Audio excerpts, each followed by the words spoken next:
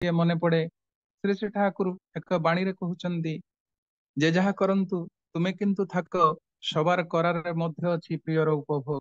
ବାସ୍ତବରେ ଦେଶ ଦୁନିଆରେ ଯିଏ ଯାହା କରୁଛନ୍ତି ନା କରନ୍ତୁ କାହିଁକି, ମୁଁ ଆସିଛି ସବୁ କର୍ମ ଭିତରେ ମୋର ପ୍ରିୟ ପରମକୁ କେବଳ ଉପଭୋଗ କରିବା ଉଦ୍ଦେଶ୍ୟରେ।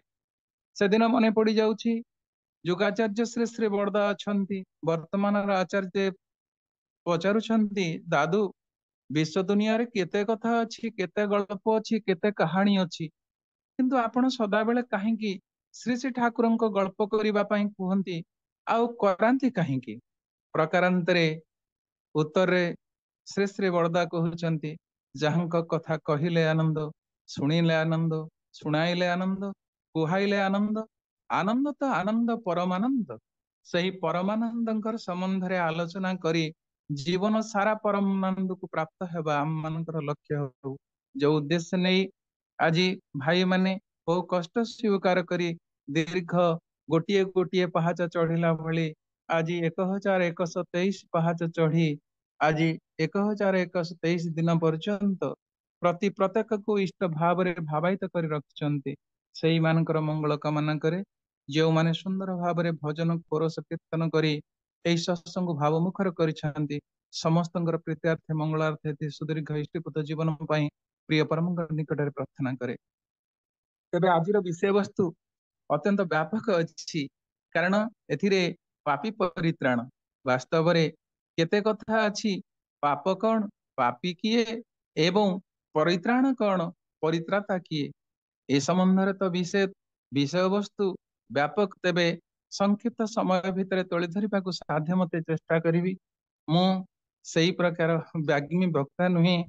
ପ୍ରିୟ ପରମଙ୍କୁ ଜୀବନରେ ଉପଭୋଗ କରି କିଛି ଯେ ଅନୁଭୂତି ଅଛି ତାହାକୁ ପାଥେୟ କରି ଆଉ ଭକ୍ତ ଲୋକମାନଙ୍କ ଗହଣରେ ବସି ପ୍ରିୟ ପରମଙ୍କୁ ଉପଭୋଗ କରି ଯୋଉ କିଛି ଅନୁଭୂତି ଅଛି ତାହାକୁ ମୁଁ ଏଇ ଜାଗାରେ ତୋଳି ଧରିବାକୁ ଚେଷ୍ଟା କରିବି। ତେବେ ପ୍ରିୟ ପରମ ଦୟାଲ ଶ୍ରୀ ଶ୍ରୀ ଠାକୁର ନିଆରା ଢଙ୍ଗରେ ଆମର ଜୀବନକୁ ବିତେଇବା ପାଇଁ ଚାହିଁଛନ୍ତି। ଆସେ ଯୁଗେ ଯୁଗେ ମଣିଷ ଯେ ପାପ କରିଥାଏ, ପାପରୁ ପ୍ରାୟଶ୍ଚିତ ସ୍ୱରୂପ ସେ ମୁକ୍ତି ଲାଭ କରିବା ପାଇଁ ଯେ ପାପର ତ୍ରାଣକର୍ତ୍ତା ଯିଏ, ତାଙ୍କ ପାଖକୁ ସେ ଆସିଥାଏ। ଆମେମାନେ ଶୁଣିଥାଉ ଯୁଗେ ଯୁଗେ ଯେତେବେଳେ ଭଗବାନ ପୃଥିବୀକୁ ଆସିଛନ୍ତି, ସିଏ ପାପୀ ମାନଙ୍କୁ ଉଦ୍ଧାର କରିବା ପାଇଁ ଆସିଛନ୍ତି। ଏଇ ଯୁଗରେ ସଂଜ୍ଞା ଆଗରୁ ଥିଲା, ସେ ଯୁଗେ ଯୁଗେ ଆସିଛନ୍ତି ପାପୀ ମାନଙ୍କୁ ପରିତ୍ରାଣ କରିବା ପାଇଁ। ଯେତେବେଳେ ଆମମାନଙ୍କର ମହାନ ଗ୍ରନ୍ଥ ଆମମାନଙ୍କୁ ଧାରଣା ଦିଏ, ଯଦା ଯଦା ହି ଧର୍ମସ୍ୟ ଗ୍ଲାନିର୍ଭବତି ଭାରତ ଅଦ୍ଭୁତାନଂ ଅଧର୍ମସ୍ୟ ତଦାତ୍ମନଂ ସୃଜାମ୍ୟହଂ ପରିତ୍ରାଣାୟ ସାଧୁନାଂ ବିନାଶାୟ ચ ଦୁଷ୍କୃତାଂ ଧର୍ମ ସଂସ୍ଥାପନାର୍ଥାୟ ସମ୍ଭବାମି ଯୁଗେ ଯୁଗେ। ପରମ ପୁରୁଷ ଲୀଳା ପୁରୁଷୋତ୍ତମ ଶ୍ରୀକୃଷ୍ଣ ଠାକୁର ତାଙ୍କର ଶ୍ରୀମତ୍ ଭଗବତ ଗୀତାରେ ଏଇ କଥା ହିଁ ସୂଚନା ଦେଲେ। କିନ୍ତୁ ପ୍ରିୟ ପରମ ଦୟାଲ ଶ୍ରୀ ଶ୍ରୀ ଠାକୁର ଏଇ ଯୁଗରେ ତାଙ୍କର ତରିକାକୁ ଅଲଗା ରକମ ବଦଳେଇ ଦେଇ ଏକ ବାଣୀ ଆମ ମାନଙ୍କ ପାଖରେ ମଧ୍ୟ ଉପସ୍ଥାପିତ କରିଲେ। ଧର୍ମ ଯକ୍ଷଣ ବିପାକ ବାହାନେ ବ୍ୟର୍ଥ ଅର୍ଥେ ଧାଏ, ପ୍ରେରିତ ତକ୍ଷଣ ଆବିର୍ଭାବ ହୁନ୍ତେ ପାପୀ ପରିତ୍ରାଣ ପାଏ। ତାହେଲେ ଏଇ ପାପଯୁକ୍ତ ଲୋକମାନଙ୍କୁ ମୁକ୍ତ କରିବା ପାଇଁ, ତ୍ରାଣ କରିବା ପାଇଁ, ରକ୍ଷା କରିବା ପାଇଁ ବା ହ୍ରାସ ତାଙ୍କର ପାପକୁ ହ୍ରାସ କରାଇବା ପାଇଁ ଯେ ପ୍ରିୟ ପରମ ଯୁଗେ ଯୁଗେ ପୃଥିବୀକୁ ଆସିଛନ୍ତି ପ୍ରେରିତ ସ୍ୱରୂପ। କିନ୍ତୁ ଏଇଟା ଆମ ମାନଙ୍କ ପାଇଁ ସୌଭାଗ୍ୟ ଯେ ଯିଏ ଆଜି ପ୍ରେରିତ ପୁରୁଷ ହିଁ ଆସିଥିଲେ, ସିଏ ହଉଛନ୍ତି ନିଜେ ପ୍ରେରକ ପୁରୁଷ, ନିଜେ ଆସିଛନ୍ତି ଏଇ ଯୁଗର ଘଡିସନ୍ଧି ମୁହୂର୍ତ୍ତରେ ପ୍ରତ୍ୟେକଙ୍କୁ ଉଦ୍ଧାର କରିବା ପାଇଁ। ସେଥିପାଇଁ ଶ୍ରୀ ଶ୍ରୀ ଠାକୁର ତାଙ୍କର ଅଭିନବ ପ୍ରୟାସ ରଖିଛନ୍ତି। ଆମେମାନେ ସମସ୍ତେ ଜାଣିଛନ୍ତି ଯେ ଜୀବନରେ କିଏ ଯଦି ଭୁଲ ଭଟକା କାମ କରେ, କୌଣସି ଚଳନି ସଂଯତ ନ ରହେ, ତାର ଏଇ ପ୍ରକାର ସମାଜ ଅପଘାତୀ ଗୋଟିଏ ନିୟମ କାନୁନକୁ ଭାଙ୍ଗୁଥିବା ଲୋକକୁ ପାପୀ ବୋଲି ଆମେମାନେ ସମସ୍ତେ ତାହା ସମ୍ବୋଧନ କରିଥାଉ। ପ୍ରିୟ ପରମ ଦୟାଲ ଶ୍ରୀ ଶ୍ରୀ ଠାକୁର ତାଙ୍କର ଏକ ବାଣୀରେ କହୁଛନ୍ତି, ପାପ କଣ? ଶ୍ରୀ ଶ୍ରୀ ଠାକୁର କହୁଛନ୍ତି, ବଞ୍ଚା ବଢାର ଅପଳାପ ଯାତେ କରେ ତାହି ପାପ। ଯିଏ ବଞ୍ଚିବା ବଢିବାର ଅପଳାପର ନୀତି ନିୟମକୁ ପାଳନ କରେ, ସେଇଟା ହିଁ ହଉଛି ପାପ। ଶ୍ରୀ ଠାକୁର ପ୍ରକାରାନ୍ତରେ ଆଉ ଗୋଟିଏ ବାଣୀରେ କହୁଛନ୍ତି, ବାଞ୍ଚାରେ ଯାତେ ଅପଚୟ ତାକେ ଲୋକ ପାପ କୟ। ଯୋଉଠି ବଞ୍ଚିବାର ଅପଚୟ ଘଟେ ସେଇଟାକୁ ଲୋକ ପାପ ବୋଲି କହେ। ବାସ୍ତବରେ ଏଇ ପାପ ଯୁକ୍ତ କଥାକୁ ଯେଉଁମାନେ ଆଚରଣ କରନ୍ତି, କରିଛି ସେମାନେ ହେଉଛନ୍ତି ପାପୀ।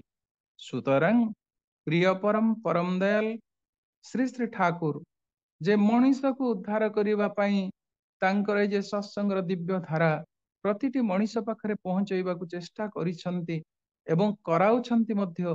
ବର୍ତ୍ତମାନ ଏଇ ଆଚାର୍ଯ୍ୟ ପରମ୍ପରା ଦେଇ ଧାରାବାହିକ ଭାବରେ ସତ୍ସଙ୍ଗ ମାଧ୍ୟମରେ ଯେଭଳି ଆଜି ଭାଇମାନେ ପ୍ରତ୍ୟେକ ଖୁସି ଆନନ୍ଦ ଦେବା ସହିତ ଅଖଣ୍ଡିତ ଜୀବନକୁ ଖଣ୍ଡିତ ଜୀବନକୁ ଗୋଟିଏ ଅଖଣ୍ଡ ଜୀବନ ଦର୍ଶନ ସହିତ ମିଳାଇ ଦେଇ ଗୋଟେ ସୁନ୍ଦର ଜୀବନକୁ ତୋଳିବାର ଅଭିପ୍ରାୟ ନେଇ ଏଇ ଯେ ସତ୍ସଙ୍ଗର ଦିବ୍ୟ ଭାବ ଦ୍ୱାରା ଆଜି ବିଶ୍ୱବ୍ୟାପୀ ପ୍ଲାବିତ ହେଇ ଚାଲିଛି।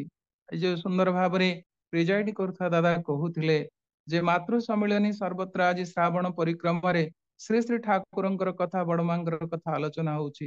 ସୁନ୍ଦର ଭାବରେ ଶୁଣୁଥିଲେ ମା ମାନେ ଯଦି କେହି ପ୍ରାଧାନ୍ୟ ଦେଇ କେବଳ ଶ୍ରୀ ଶ୍ରୀ ବଡମାଙ୍କ ସମ୍ବନ୍ଧରେ ଆଲୋଚନା କରୁଛନ୍ତି, ତେବେ ଆଚାର୍ଯ୍ୟ ଦେବ କହୁଛନ୍ତି ଯେ ତାଙ୍କର ସହଧର୍ମିଣୀଙ୍କ କଥା ଆଲୋଚନା କଲା ବେଳେ ଶ୍ରୀ ଶ୍ରୀ ଠାକୁର ହଉଛନ୍ତି ମୂଳ।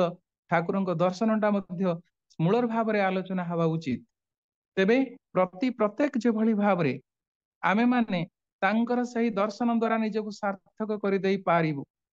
ଶୁଣାଯାଏ ଆମେମାନେ କାହାଣୀରୁ ଜାଣିଛେ, ପୁରାଣରୁ ଜାଣିଛେ, କିଛି ଭୁଲ କାମ କରି ସେଇଦିନ ନିଜର ଜୀବନରେ ଯେ ଚଳନ ହରା ହେଇକିରି ମୋହମାନ ଅବସ୍ଥାରେ ନିଜେ ବନ୍ଦିନୀ ସ୍ୱରୂପ ରହି ନିଜକୁ ଯେତେବେଳେ ସଚଳ କରିପାରୁନଥିଲେ, ସେଇ ଚରଣ ଲାଭ ସ୍ପର୍ଶ ଲାଭ କରି ଅହଲ୍ୟା ତାଙ୍କର ଚଳନ ସ୍ପର୍ଶରେ ସିଏ ପୁନରପି ଜୀବନ ଲାଭ କଲେ, ପୁନରପି ନିଜକୁ ସଂଶୋଧିତ କରି ସୁନ୍ଦର ସତୀରେ ପରିଣତ ହେଇ ଉଠିଲେ। ସତ୍ ସହିତ ଯୋଉମାନେ ସଂଯୁକ୍ତ ହୁଅନ୍ତି ସେମାନେ ସତ୍ ବା ସତୀ, ଯାହା ଶ୍ରୀ ଶ୍ରୀ ଠାକୁର ସୁନ୍ଦର ଭାବରେ ଆମ ମାନଙ୍କ ପାଖରେ ତୋଳି ଧରିଛନ୍ତି। ସେଦିନର କଥା ମନେ ପଡେ, ବହୁ ପାପୀ ମାନଙ୍କୁ ଉଦ୍ଧାର ମାରିବାକୁ ଦିଆଯାଇଛି, କିନ୍ତୁ ଏଇ ଜନ୍ମରେ ଆସି ଶ୍ରୀ ଠାକୁର ପାପୀ ମାନଙ୍କୁ ଉଦ୍ଧାର କରିବାର ପ୍ରୟାସ କରିଛନ୍ତି। ଏହାର କାରଣଟା କଣ ଜାଣନ୍ତି? ଆମ ମାନେ ସମସ୍ତେ ଯେ କମଳ ସାରା ବାଳ ସେଠି ଯଦି ଖୁଞ୍ଚୁ ଖୁଞ୍ଚୁ ଲାଗୁଛି ବୋଲି ଭାବି ତା ଲୋମ ଗୁଡିକୁ ଉତ୍ପାଟନ କରି ଦିଆଯାଏ, କମଳର ସମସ୍ତ ଲୋମ ବାହାରି ଯିବ, ଯାହା ଫଳରେ ସେ କମଳ ଆଉ ବ୍ୟବହାର ଉପଯୋଗୀ ହେଇପାରିବ ନାହିଁ। ସୁତରାଂ ସେହିଭଳି ବର୍ତ୍ତମାନ କଳିଯୁଗର ଲୋକମାନଙ୍କର ଏଇ ଓଲଟା ଚଳନି ଅରୀତି ନୀତି ନିୟମକୁ ଭାଙ୍ଗି ସେମାନେ ଅଗମରେ ଗମନ କରୁଛନ୍ତି। ଯୋଉ ବାଟରେ ଯିବା କଥା ନୁହଁ ସେଇ ବାଟକୁ ପାଥେୟ କରି ଚାଲିଛନ୍ତି। ତେଣୁ ପାପୀ ମାନଙ୍କର ସଂଖ୍ୟା ଏତେ ପରିମାଣରେ ହେଇଛି ଯେ ଏ ଯୁଗରେ ଯଦି ତାଙ୍କୁ ବିନାଶ କରାଯାଏ ତାହେଲେ ସମାଜରୁ ସମସ୍ତେ ଯେ ଅଧିକାଂଶ ଲୋକ ମୃତ୍ୟୁବରଣ କରିବେ। ତାହେଲେ ଏଥର ସେ ଆସିଛନ୍ତି ନାମ ପ୍ରେମ ନେଇ ମଣିଷକୁ ଆମୂଳଚୂଳ ଶାରୀରିକ ଭାବରେ, ମାନସିକ ଭାବରେ, ଅର୍ଥନୈତିକ ଭାବରେ ସବୁ ଦିଗରୁ ଶ୍ରୀ ଶ୍ରୀ ଠାକୁର ତାଙ୍କୁ ପରିବର୍ତ୍ତନ କରନ୍ତି ସ୍ୱଚ୍ଛ ଏବଂ ପବିତ୍ର ଭିତର ଦେଇ। ମଣିଷର ଜୀବନ ପାପ ମୁକ୍ତ କିଭଳି ହେଇପାରିବ ତାର ତରିକା ଦେଇ ଶ୍ରୀ ଶ୍ରୀ ଠାକୁର ଯାଇଛନ୍ତି। ପରମ ଦୟାଲ ଶ୍ରୀ ଶ୍ରୀ ଠାକୁରଙ୍କ ଦିବ୍ୟ ଜୀବନ ସହିତ ଯୋଉମାନେ ଆସିଛନ୍ତି, ଇତର ପ୍ରାଣୀ ମଧ୍ୟ ପରମ ଦୟାଲଙ୍କର ସଙ୍ଗ ଲାଭ କରି ସେ କିଭଳି ଜୀବନରେ ମୁକ୍ତି ଲାଭ କରିବ ସେଇ ପ୍ରୟାସ ନେଇ ମଧ୍ୟ ପରମ ପୁରୁଷଙ୍କ ପାଖରେ ଧାରଣା ପଶି ଆପଣ ମାନେ ସମସ୍ତେ ଜାଣନ୍ତି ଶ୍ରୀ ଶ୍ରୀ ଠାକୁର ଯୋଉଠି ରୁହନ୍ତି ସେଠି ଗୋଟେ ଛେଳି ଥାଏ। ସେ ତାଙ୍କର ଖଟ ତଳେ ସେ ଆଶ୍ରୟ ନେଇଥାଏ। ଆଉ ପରିଶେଷରେ ସେଇ ଛେଳି ଯେତେବେଳେ ମୃତ୍ୟୁବରଣ କଲା ସେତେବେଳେ ନିଜେ ଶ୍ରୀ ଶ୍ରୀ ଠାକୁର ସେଇ ଛେଳିକୁ ନିଜେ ନେଇ ଦାହ କରିବାର ସମସ୍ତ ବ୍ୟବସ୍ଥା କରି ଶୁଦ୍ଧକ୍ରିୟା ଯେଭଳି ଭାବରେ ଗୋଟିଏ ଲୋକର ପାରଲୌକିକ କ୍ରିୟା କରାଯାଏ ସେଇଭଳି ଭାବରେ ଶ୍ରୀ ଶ୍ରୀ ଠାକୁର ସମାପନ କଲେ। ସମସ୍ତେ ବୁଝିଲେ ଯେ ସାଧାରଣ ଗୋଟିଏ ଇତର ଛେଳି ପାଇଁ ଠାକୁର ଏଇଭଳି ଏକ ଅଭିନବ ଉପାୟରେ ଗୋଟେ ପଶୁର ମଧ୍ୟ ପାରଲୌକିକ କ୍ରିୟାକୁ ଗୋଟେ ମଣିଷବତ ପାରଲୌକିକ କ୍ରିୟାରେ ତାକୁ ପରିଣତ କରୁଛନ୍ତି। କାରଣଟା କଣ?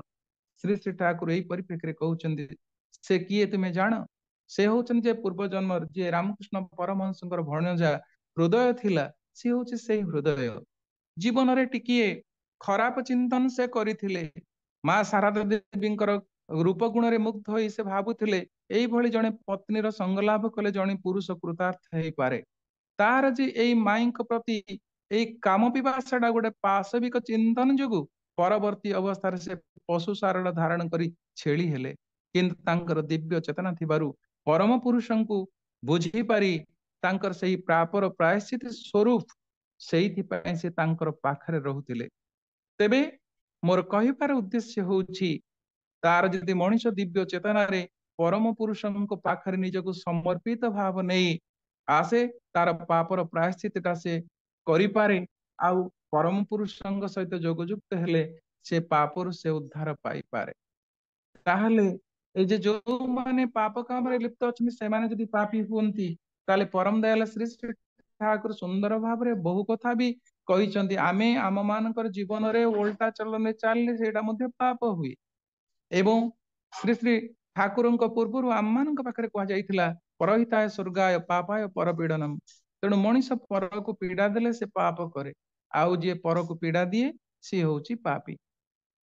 ସେଥିପାଇଁ ଜୀବଦଶା ଭିତରେ ପ୍ରିୟ ପରମଙ୍କର ସଙ୍ଗ ଲାଭ କରିବା ପାଇଁ ବହୁ ଲୋକମାନେ ଆସିଛନ୍ତି, ଆଉ ସେମାନଙ୍କର ପାପ ସ୍ୱୀକାର କରି ତାଙ୍କର ଧାରାରେ ପଦ୍ଧତିରେ ନିଜକୁ ସାମିଲ କରି ଜୀବନରେ ମୁକ୍ତି ଲାଭ କରିଛନ୍ତି। ପ୍ରକାରାନ୍ତରେ ଶ୍ରୀ ଶ୍ରୀ ଠାକୁର ଆମମାନଙ୍କ ପାଖରେ ସହଜ ବୋଧ